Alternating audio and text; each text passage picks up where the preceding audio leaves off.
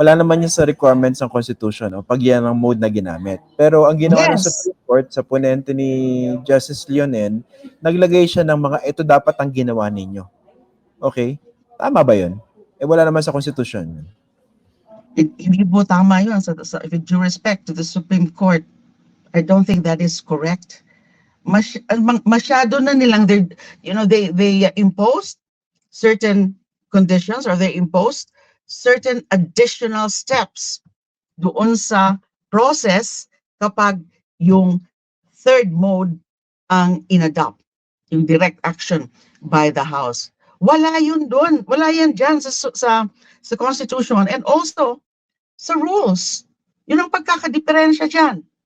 Malinaw sa Constitution kung anong gagawin kapag inano na sa Justice Committee, and also lalo na sa rules. Pero sa second mode, or the direct action by the members of the House, 1/3, walang ganon na mga further steps. Malinaw sa Section 3, Paragraph 3, Paragraph 4, subparagraph 4, in case the verified complaint or resolution of impeachment is filed by at least 1/3 of all the members of the House, the same shall constitute the articles of impeachment, and trial by the Senate shall forthwith proceed. Hindi katulad nung pag yung first mode, may mga steps dito sa Constitution. Yung ilalagay nga sa order of business within 10 session days, referred to the committee within 3 session days, and then isasubmit yung report ng committee after hearing and by a majority vote. Yun, malinaw, may mga steps dito. And then a vote of at least 1/3 of all the members shall be necessary, either to affirm or a favorable resolution with the articles of impeachment of the committee, or override its contrary resolution. So may mga steps. Pag yun ang nangyari, na-refer yung complaints by private parties to Justice Committee. No such steps, no such things, no such extra procedure is prescribed dito sa subparagraph 4 pagdating dun sa kapag 1/3 yung complaint by the members. So what is that all about? Parang pinapahirapan nila. Parang magiging mahirap na. Yun nga yung weird, no? Kitang-kita naman, hindi naman ito nire-require ng Constitution pag ito yung mode na ginamit. Pero ginawa ng Supreme Court, naglagay ng additional requirement. So, pag-usapan natin po, ano yung mga nakikita yung legal and even political implications nitong decision na ito? Now, ang legal implications is that, okay, what if totohanan ng Senado yung as pagka-announce ni Senator Joel Villanueva na matutuloy pa rin sila Martes, diba? Somebody, I think, will move to do that, and then it will put into votation, and kung carried by majority, then gagawin nila yon. Ang resulta niyan, constitutional crisis. Kasi alam mo na, iba yung sinasabi nung one co-equal branch of government, and then iba rin yung ginagawa ng other branch, which is the legislature. So magkakaroon ngayon ng clash. So that's a perfect picture of a constitutional crisis. Yun sa political naman, lalo na sa mga layman, yung hindi masyadong well-versed sa usapin ng batas at saka ng saligang batas. Ang nagiging impression niyan is that napakahirap pala na panagutin yung dapat panagutin, na malinaw naman dun sa mga naging ebidensya noon sa House of Representatives sa mga hearings, saka sa mga lumalabas pa ng mga certain reports, na meron talagang pananagutan, meron talagang impeachable offenses, yung nandun sa articles of impeachment. Now, by imposing other requirements, other steps, mahihirapan na next time. So, hindi pala, kaya nga nandyan yung impeachment process eh. Kaya ginawa itong special process sa Constitution. Dahil nga, ito lang ang pinakamekanismo na mapapanagot natin a certain set of very high officials in our country, like the Vice President. And kaya nga, pag nag-i-interpret ng mga provisions sa Articles of Impeachment, sa tingin ko, ay dapat, kung merong konting conflict o konting inconsistency sa mga provisions, dapat it has to be interpreted in favor of accountability, in favor of the process of accountability, in favor of those asking for accountability, meaning the complainants. Yun ang aking reading. At saka isa pong how about yung implication na, kasi sa sobrang tagal na idinelay po ito ng mga senador, talagang nakita naman natin, lalo na nag-eleksyon, na wala yung momentum for the impeachment complaint coming from the House. And with the Supreme Court decision, kahit in-insist nila na we're not absolving the Vice President. Sabi nila, you can file this again Feb 6 next year. So, ano implication nun in terms of momentum? 2026 na po next year. Ano nakikita po ninyo? Many things can happen within a year.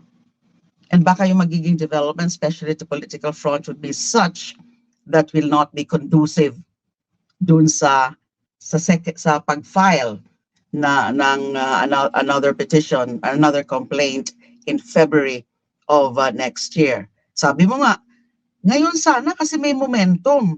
Ngayon sana dahil high interest, meron pang high interest ang karamihan ng ating mga kababayan dyan sa usapin na yan. Now, bakit mo isususpend? Bakit mo ano yon, yung para bang you are breaking the momentum by saying na hintay na lang kayo ng 1 year at mag-file kayo uli. And then sa 1 year na yan, dahil nga dito sa naging ruling, baka unahan na yan. Baka dun sa the very first day may mag-file na bogus na complainant para lang makapreclude na naman. Kasi kung susundin na to, halimbawa hindi talaga to ma-reconsider, so that becomes the law of the land, yung bagong ruling siya. So, ganun ang mangyayari. Baka may na lang ng mga house show para lang maunahan yung iba. So, mag-unahan na sila ngayon kasi kailangan i-refer kaagad yung complaint at actionan kaagad ng plenary. Actually, may isa pa po dyan Paano pag nag-decide uli yung House na gamitin yung 1/3 na mode? Hindi po ba? Correct. Pag yan ang ginamit ulit, ang dami requirements ng Supreme Court ngayon. So, kailangan mag-session pa kayo. Tapos, hindi pa parang nakaka-insulto sa mga kongresista na tipong parang hindi niya yata binasa o naintindihan yan So, parang kailangan patunayan nyo na nagawa lahat yun. Exactly, yun nga ang isang punto ko why I was saying na may pagka-judicial overreach yung July 8, yung July 8 resolution, di ba? May mga hiningi, may mga tinanong. So, meron nga 3 doon at tama lang yung 3 doon na hindi na sinagot ng House of Representatives through the sole gen. Kasi nga, tungkol na yun sa internal processes. Yung mga ganyan na pinaikot ba yung complaint, naintindihan ba ng mga miyembro na napumirma? Nakita ba nila yung mga ebidensya?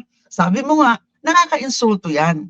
So what happens now to the presumption of regularity? Pag ganun. And then yung presumption na kapag ang isang tao ay pumirma sa isang dokumento, that means he or she knows the implications of that act. Kaya nga pagdating pag merong case of perjury, hindi nagiging defense yung, nako, hindi ko po kasi binasa yung pinirmahan ko. Ang isang implication nun no? Parang wala nang presumption of regularity. Tapos binabanggit nyo nga, Feb 6 next year, mag-uunahan. Okay. Pero in terms of yung how the law is interpreted, hindi ba may epekto ito kung paano ituturo impeachment process? The accountability of public officials dito sa mga law school, for instance. Panibagong pag-aaralan na. Kasi may mga previous rulings na nga, yung sinabi ko, yung Francisco, na iba yung sinasabi.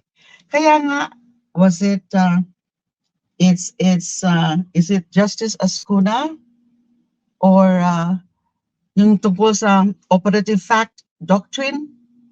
Nag-propose siya na since may bagong ruling, hindi dapat i-apply yan sa ngayon. Dapat prospective. Kasi nung ginawa ng House, yung ginawa niya na dumiretso sa sa fourth impeachment complaint, ay that's supposed to be allowed under a precedent, under a ruling, a previous ruling, until now, na iniba nila. So that would prejudice those who relied on the previous doctrine, the doctrinal ruling in that case. Kaya nga, yung pinopropose ni Justice Ascuna, I hope I'm tama ako in referring to Justice Ascuna, ay dapat i-apply na yung operative fact. The fact na yun ang ginawa ng House, na wala naman dapat mali, wala naman dapat questionable based on the Constitution and doon sa previous ruling, kailangan i-ano mo that you should, kaya nga operative fact. The fact is, sinunod nila yung existing jurisprudence. So why would we prejudice or sanction the House of Representatives by dismissing the impeachment complaint in the Senate? Na sinunod nila base sa existing ruling noon. That's already an operative fact.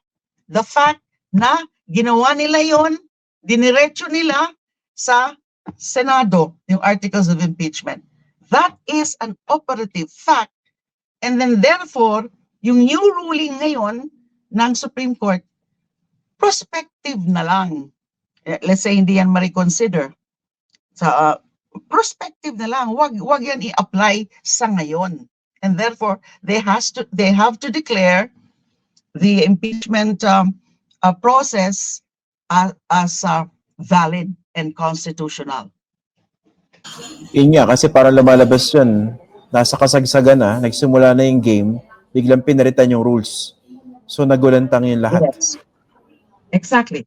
And that's the premise of the applicability of the operative fact doctrine. Pero hindi ko rin maiwasan, Christian, na talagang ang gusto kong sisihin dito unang-una would be the Senate President. Yeah. Kasi nga kung inaksyonan niya kaagad, inano niya kaagad yung forthwith provision na ayaw niyang interpret ng tama, di sana, hindi na makikialam ang Supreme Court.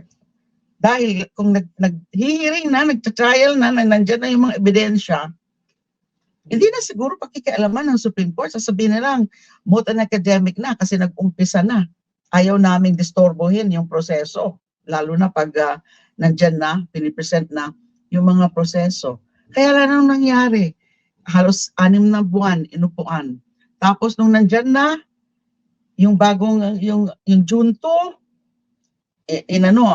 was it June 2, and then June 11, and then June 20, and then July. Was it June 2 or July 2? Basta may mga riniset yung pag start ng trial. So naabutan na nga ng Supreme Court decision. Unless precisely the goal of the Senate President and other senators was precisely to delay the process to protect the Vice President. Kasi mukha na lumalabas eh. And they succeeded. Yes. Hindi masisisi yung ganyan ng mga iniisip natin, no? Kaya I put the original sin to the Senate leadership.